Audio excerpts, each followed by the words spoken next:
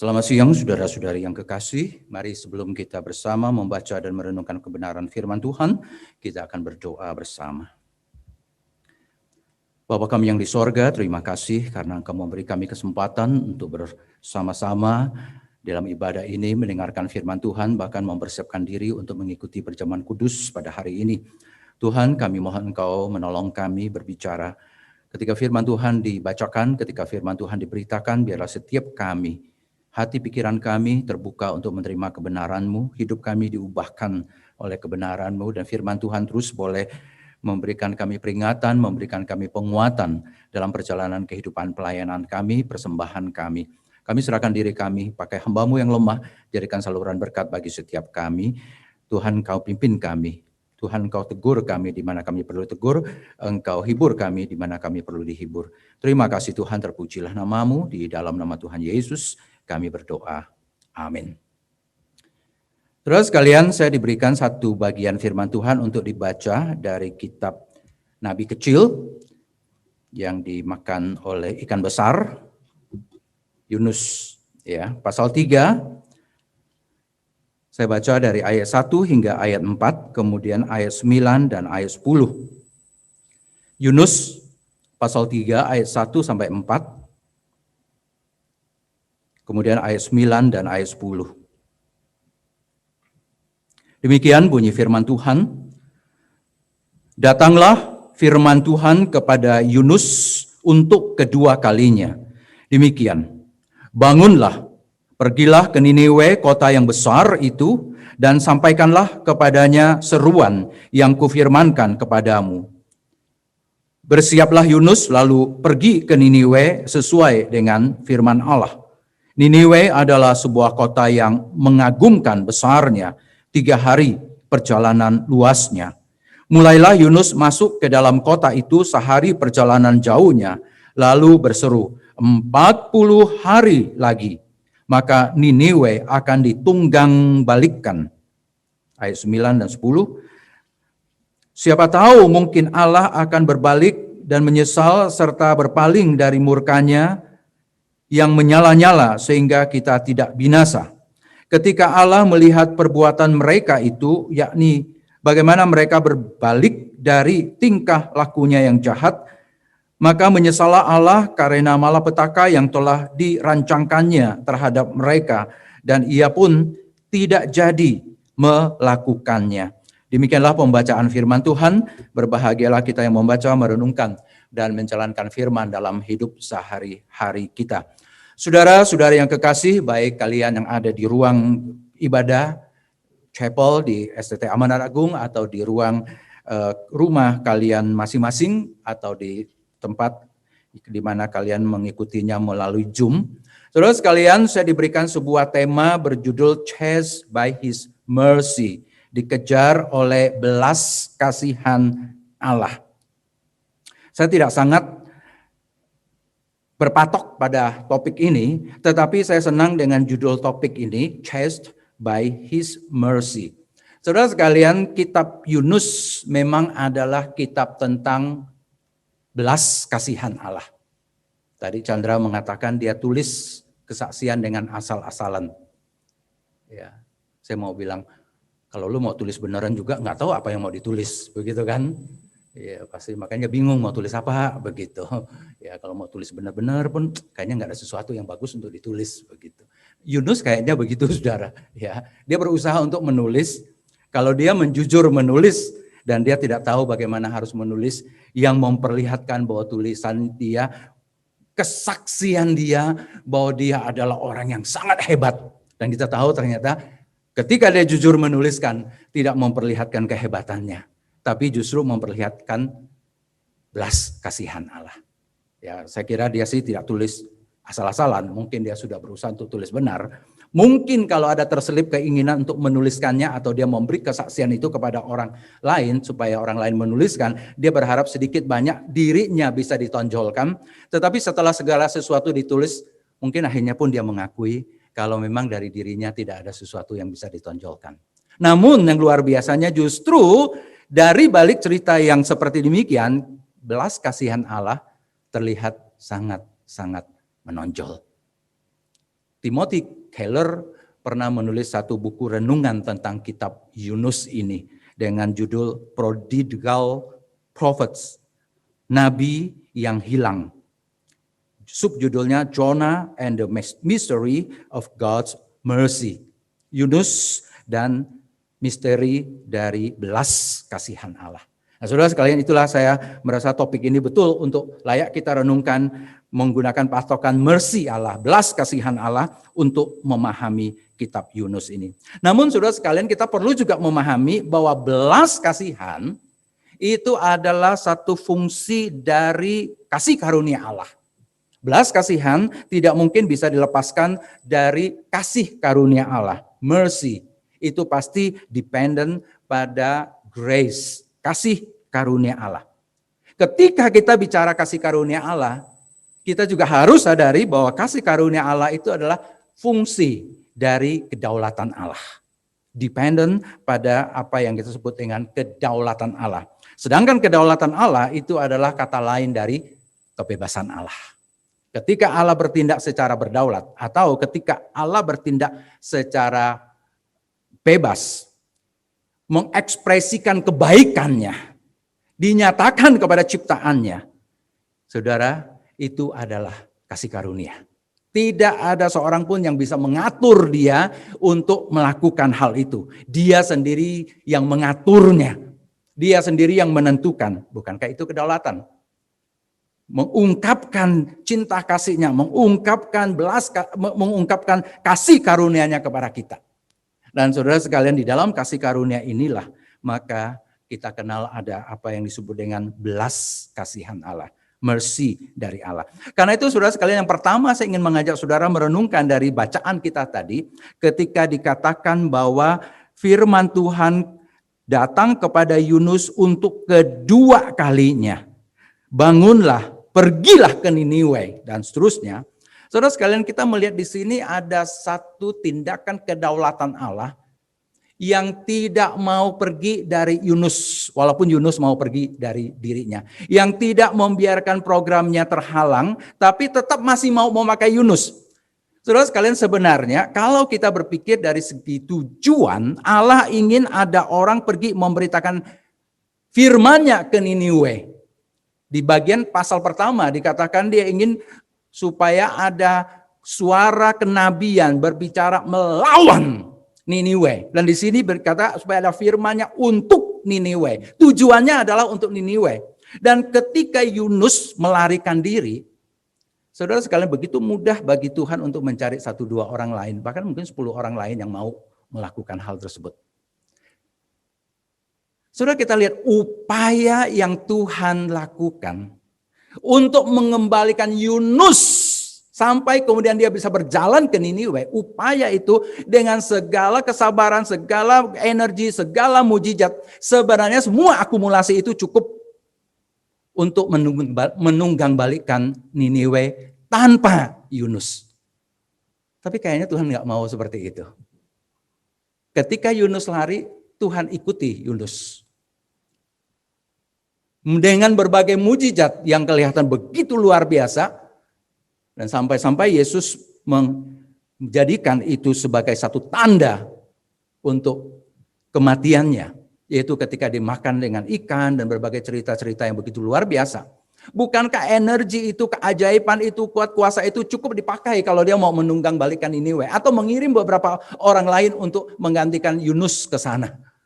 Kenapa masih perlu lagi ada pasal 1 begitu panjang lebar, pasal 2 begitu panjang lebar, baru pasal 3 ayat 1. Nih Yunus bangkit dan pergi ke Niniwe. Kenapa masih harus Yunus? Saudara, disitulah sebenarnya ketika kita bicara mengenai kasih karunia Allah atau belas kasihan Allah kepada Yunus, kita melihat sini kedaulatan Allah, penentuan Allah. Allah mau pakai dia. Allah memang bekerja selalu dengan perantara, dengan orang, dengan media, dengan alat. Dan Allah mau menggunakan cara seperti itu. Kalau Allah mau gunakan cara yang secara langsung, pasti bisa. Tapi kita memang melihat ketika Allah bekerja itu lebih banyak memakai mediasinya, pengantaraan. Orang dibangkitkan, alat dipakai oleh Allah untuk mencapai tujuannya. Tetapi alat itu banyak, orang itu banyak. Bisa saja dia pakai orang-orang lain untuk melakukan. Saudara sekalian ketika ditanya, Tuhan kenapa sih kau tetap kejar Yunus? Iya, itu belas kasihan. Tapi kenapa harus Yunus? Bukankah tujuanmu jauh lebih penting daripada ngurus orang Yunus? Tuhan bilang, karena aku mau.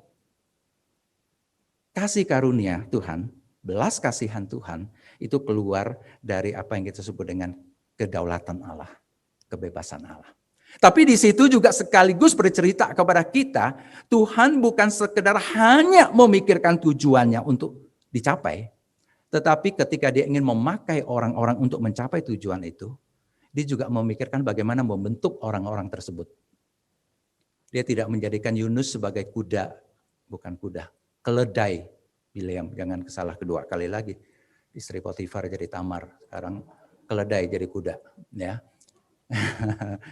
Keledai Bileam. Dia tidak menjadikan Yunus sebagai keledai Bileam yang hanya diambil mulutnya dan bicara. Tapi dia mau ambil Yunus sebagai satu person. Dan disitulah kemudian juga terjadi pembentukan diri Yunus. Kalau Tuhan mau dealing dengan Niniwe, dia memikirkan Yunus. Ketika Yunus pergi, dia masih memikirkan Yunus. Tapi dia juga tidak mau memikirkan Yunus hanya semata-mata untuk dipakai mulutnya atau suaranya, atau dia mau pakai orangnya. Nah, karena itulah saudara sekalian kita lihat di situ. Suatu kerja Allah yang luar biasa di dalam memakai dan membentuk Yunus. Saudara sekalian, ini adalah kebebasan Allah. Ini adalah kedaulatan Allah. Kalau kita mau bertanya sampai botak pun kita tidak akan menemukan jawaban mengapa harus Yunus. Kalau memang semata-mata hanya untuk mencapai tujuan, ada orang pergi ke Niniwe dan mengatakan 5 kata itu. 40 hari lagi Niniwe akan tunggang balik. Saya juga bisa ngomong kayak begitu. Tetapi Tuhan bilang harus Yunus. Dan Yunus harus dibentuk sedemikian rupa untuk bisa mengabarkan. Dan ketika bahkan setelah dia mengabarkan, dia masih keke, Tuhan masih mengambil waktu untuk mengajari dia. Harus Yunus. Saudara sekalian, seringkali kita bertanya seperti itu, why me, oh God, begitu. Dan saya tahu kita pasti tidak menemukan jawabannya. Kemudian kita hanya bilang, kuserahkan kepada kasih karuniamu. Kita tahu tindakan Allah itu tindakan kasih karunia. Tapi kasih karunia itulah kita artikan sebagai satu fungsi dari kedaulatan Allah. Ketika Allah bertindak tanpa perlu meminta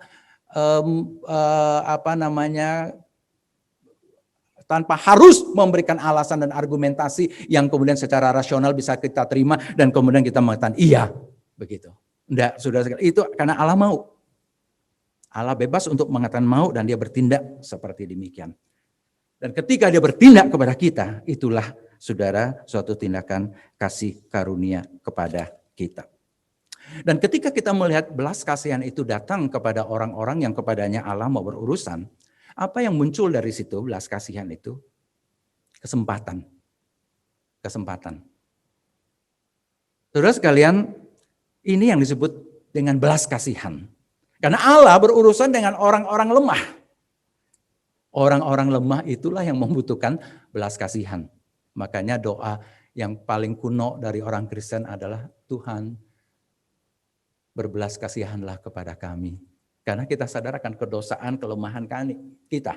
Kita berdoa mohonkan belas kasihan dari Tuhan. Dan kita melihat di sini, belas kasihan Allah dinyatakan di dalam memberi kesempatan. Kesempatan kepada siapa? Yang kita baca tadi jelas dikatakan firman Tuhan datang kepada Yunus untuk kedua kalinya. Demikian, untuk kedua kalinya.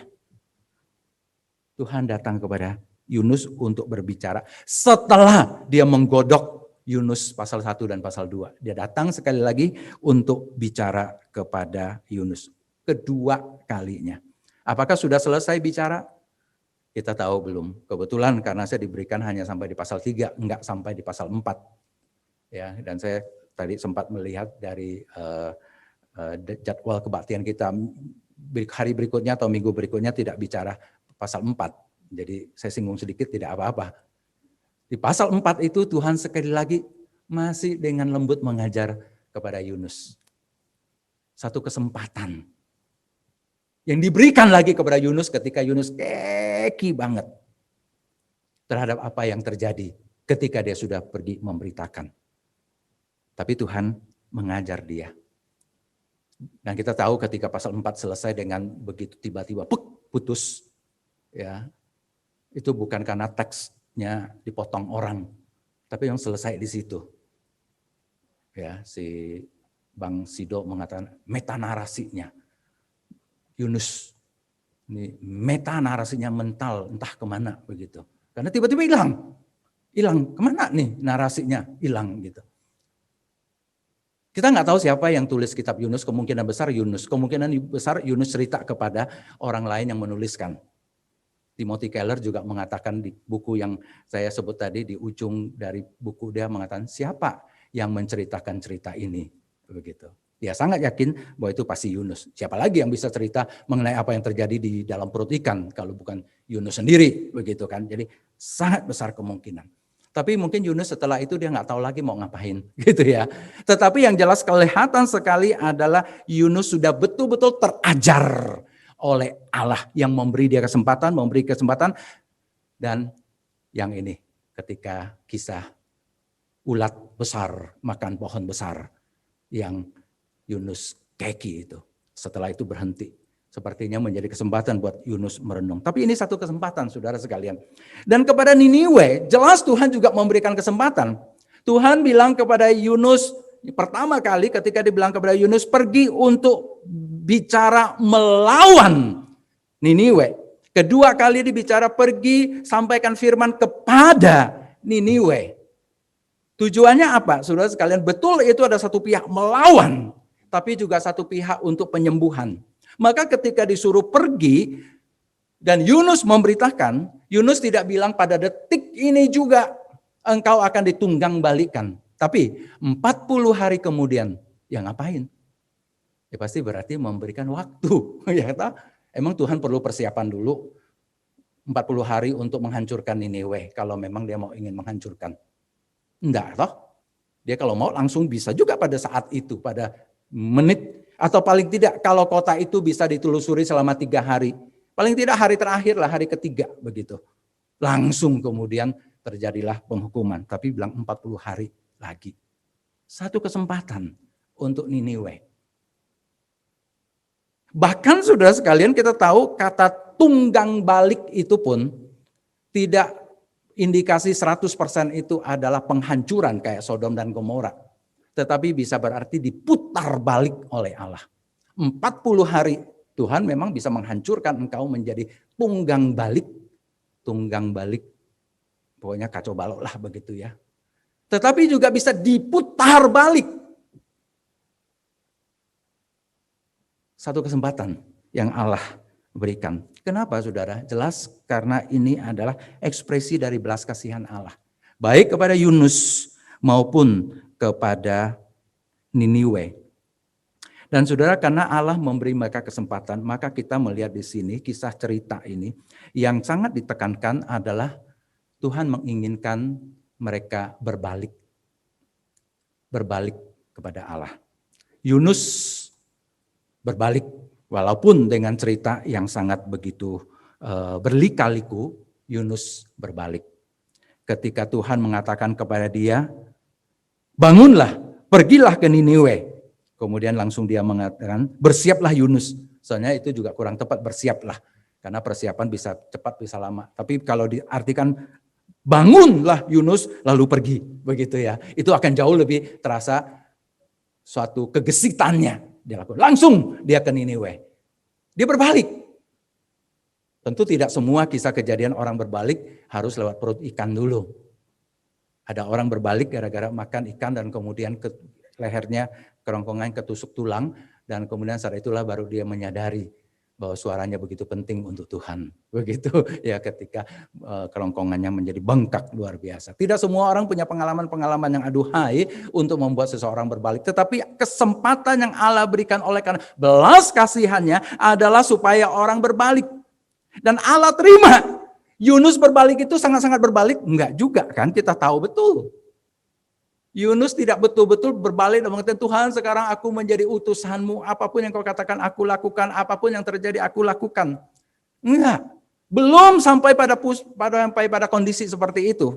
Tapi Tuhan menerima dia dan Tuhan melatih dia untuk betul-betul berbalik. Dan kelihatan pasal 4 itu kemudian akan menjadi satu titik balik yang sangat penting di dalam kisah kehidupan Yunus. Tapi Tuhan terima. Yunus ini sebenarnya orang yang kelihatan sangat percaya pada Allah. Dan juga sangat percaya bahwa khotbahnya hebat. Dia percaya kasih karunia Allah, kesabaran Allah, cinta kasih Allah yang diungkapkan di pasal 4, di awal-awal pasal 4. Dia percaya akan hal itu, bukan formula teologis, bukan ungkapan-ungkapan di bibir semata, tapi dipercaya itu bisa terjadi. Dan dia sangat percaya pada keajaiban khotbahnya dia. Kalau dia ngomong, mujizat akan terjadi. Orang bertobat, orang berbalik, dan dia kesel begitu. Ya sebenarnya kalau dia betul-betul hanya mau memenuhi ke permintaan Allah atau utusan Allah pergi, kemudian setelah itu dia ngomong secara sembarangan, kan bisa juga begitu. Tapi sepertinya dia nggak bisa.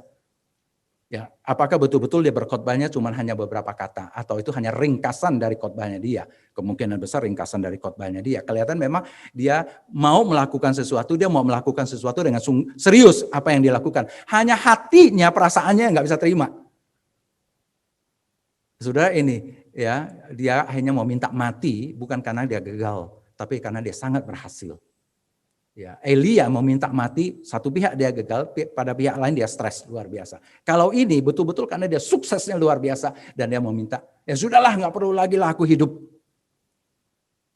Jadi sebenarnya dia belum betul-betul sudah balik yang sangat luar biasa. Tapi disitulah apa yang kita sebut dengan belas kasihan Allah yang tetap mau dealing dengan orang ini, dengan Yunus ini. Allah memakai dia untuk membawa satu perubahan yang luar biasa terjadi di Niniwe. Dianya sendiri berubah tapi belum betul-betul sesuai dengan apa yang inginkan. Maka ketika ada kesempatan lagi Allah dealing dengan dia lagi dan kelihatannya disitulah kemudian dia betul-betul berbalik. Saudara sekalian, ketika dia memberitakan kabar yang sangat keras kepada orang-orang Niniwe dan ternyata orang Niniwe pun berbalik, itu suatu hal yang juga luar biasa. Kesempatan yang diberikan Allah yang sudah merancangkan sekian lama untuk utus Yunus, dan ketika Yunus lari, Allah tetap masih mendorong Yunus pergi, dan kemudian akhirnya Yunus pergi walaupun dia memberitakannya tidak sesuai dengan isi hatinya yang sebenarnya agak keki dengan Niniwe, dan dia sangat tidak suka kalau Niniwe bertobat. Ternyata di dalam kondisi seperti itu pun berita Yunus bisa mendatangkan satu pembalikan dan transformasi yang luar biasa di dalam diri orang-orang Niniwe. Menarik saudara sekalian kalau kita melihat hal itu. Ya, kita tidak tahu seberapa cepat reaksi mereka, tetapi kalau kelihatan dari bacaan ini cepat sekali. Ya, ini kalau dikatakan bahwa ini 3 hari perjalanan, 3 hari pelayanan Yunus, baru hari pertama kalau betul-betul ditarik garis lurus belum sampai pada inti atau tengah-tengahnya kota Niniwe itu. Dan baru 1 hari dia ngomong. Tapi sudah datangkan begitu luar biasa transformasi perubahan yang terjadi. Dan hampir tidak bisa dipikirkan mengapa itu bisa terjadi. Memang kata penafsir bahwa kondisi saat itu Niniwe mengalami begitu banyak malapetaka, begitu banyak kesulitan, dan mereka seperti sudah sangat siap untuk menerima suatu berita profetis, satu berita kenabian bahwa mereka akan dihukum. Tapi ini kan juga nabi asing begitu ya. Bagaimana mungkin mereka bisa langsung percaya? Kelihatan memang di situ seperti sudah dipersiapkan. Paulus berkali-kali ngomong sama jemaat yang dia tulis di surat dengan pemahaman yang kurang lebih sama. Dia pergi memberitakan Injil, dia pergi untuk bermisi, dan dia meminta jemaat untuk mendoakan supaya pintu-pintu terbuka untuk dia. Ketika dia datang, pintu sudah terbuka. Kira-kira mungkin itu yang terjadi. Ketika Yunus sampai, pintu itu sudah terbuka dan reaksi dan respon dari orang-orang Niniwe itu berbalik. Dan kemudian kita dengar Tuhan pun berbalik dari apa yang ingin dia lakukan terhadap Niniwe, dan dia berbalik. Tidak jadi melakukannya. Saya tidak mengatakan ini suatu tindakan yang kayak jual beli dengan Allah. Tetap saya melihat ini adalah tindakan kasih karunia Allah yang adalah fungsi dari kedaulatan dan kebebasan Allah. Saudara, luar biasa Allah yang bebas dan berdaulat berurusan dengan satu kota atau satu bangsa yang begitu luar biasa. Tapi Allah masih bisa memberi kesempatan Dan Allah masih membiarkan dirinya untuk bisa diubah. Kira-kira seperti itu. Bukan karena kita bisa mengubah Allah. Bukan kita bisa membalikkan Allah. Tapi masih bisa Allah membiarkan dirinya untuk dibalikkan atau diubahkan oleh tindakan manusia. Satu hal yang luar biasa. Jelas sekali di ayat 10. Memang terjemahan kata Allah menyesal itu bukan terjemahan yang paling bagus. Bisa Allah berduka, Allah punya compassion begitu ya, atau Allah berbalik dalam pengertian seperti itu. Tetapi jelas sekali bahwa Allah bisa menghancurkan kota itu. Tetapi ketika kesempatan diberikan, mereka berbalik. Tetapi saudara sekalian, tentu saja kita tidak boleh berhenti sampai di sini. Karena sekali lagi belas kasihan Allah itu adalah fungsi dari kasih karunia Allah. Dan kasih karunia Allah itu adalah fungsi dari kedaulatan Allah atau kebebasan Allah. Kita tidak berpikir bahwa Allah akan senantiasa tak habis-habisnya berurusan dengan kita selalu di dalam hanya belas kasihan Allah tanpa berpikir pada kedaulatan Allah. Kita tidak tahu bagaimana akhir hidup Yunus. Tapi sekali lagi seperti yang tadi saya katakan, kalau lihat dari ujung kisah Yunus, kemudian kalau kita melihat penulisan kitab Yunus yang sepertinya betul-betul menceritakan kebodohannya, kelihatan Yunus jelas-jelas bertobat, berubah. Dan karena itulah dia sangat dihargai oleh kalangan orang Yahudi, satu nabi yang sangat luar biasa. Tapi bagaimana dengan Niniwe? Apakah mereka betul-betul kemudian menjadi umat Allah? Jelas tidak. Apakah kemudian transformasi sosial, ekonomi, politik yang terjadi, katakan dari bawah sampai atas, dari atas sampai bawah, kemudian punya efek yang luar biasa? Rupanya tidak juga. Hanya mungkin dalam hitungan berapa puluh tahun kemudian datanglah Nabi Nahum. Mungkin barangkali sekitar 70, 80 atau 90 tahun. Nabi Nahum mengumumkan kehancuran Niniwe. Yunus bilang 40 hari lagi. Nahum bilang no way, langsung akan hancur. Dan memang kemudian Niniwe itu hancur. Segala kemegahannya menjadi hancur. Artinya apa saudara? Tuhan memberi kesempatan, iya. Itu belas kasihan Tuhan. Tapi belas kasihan Tuhan itu juga muncul dari kedaulatan Allah. Ketika Allah mengatakan tidak ada lagi kesempatan. Tidak ada lagi kesempatan. Saya pernah khotbahkan bukan tentang 5 darah yang bijak dan 5 darah yang bodoh itu. 5 darah yang bodoh itu berteriak di depan pintunya. Itu pengantin itu yang kereta kuda apa kereta keledai lagi begitu ya. Atau tempat pestanya di situ. Artinya masih tinggal buka pintu untuk mereka masuk. Tapi bilang tidak, pintuku sudah tertutup. Kesempatan sudah tertutup. Kita tanya kenapa Tuhan? Kenapa tidak ada kasih karunia lagi? Kenapa tidak ada lagi kesempatan, tidak ada lagi belas kasihan? Kita bertanya kepada Allah yang berdaulat. Allah yang bebas untuk bertindak. Maka mengapa kita percaya adanya neraka, saudara? Belas kasihan Allah betul, kasih karunia Allah betul, tapi jangan lupa itu adalah fungsi dari Allah yang berdaulat, Allah yang bebas. Ketika orang tidak lagi menggunakan kesempatan yang diberikan, ketika Allah mengatakan pintu sudah tertutup, itu tertutup. Niniwe kemudian dihancurkan. Dan Nahum, Nabi Nahum, 80 tahun atau 90 tahun kemudian kira-kira, waktu seperti itu, mengumumkan kehancurannya. Tidak lagi dengan nada 40 hari kemudian. Saudara sekalian, inilah yang saya ingin sampaikan mengenai apa yang disebut dengan chased by His mercy dalam perenungan saya. Jangan berpikir Allah terus tertatih-tatih, tergopo-gopo, terengah-engah mengejar kita terus.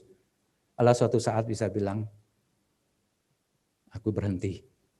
Tidak akan ada lagi kesempatan. Bisa terjadi.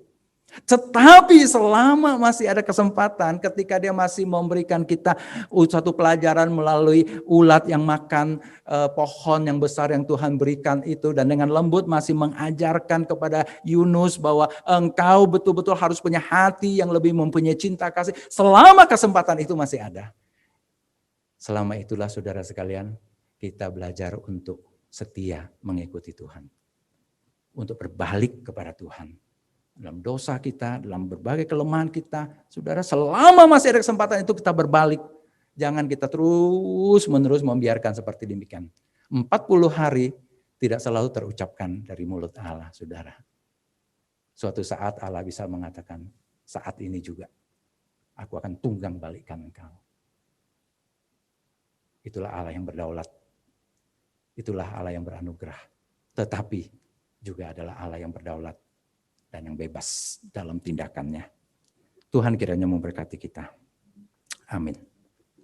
Mari saudara kita berdoa.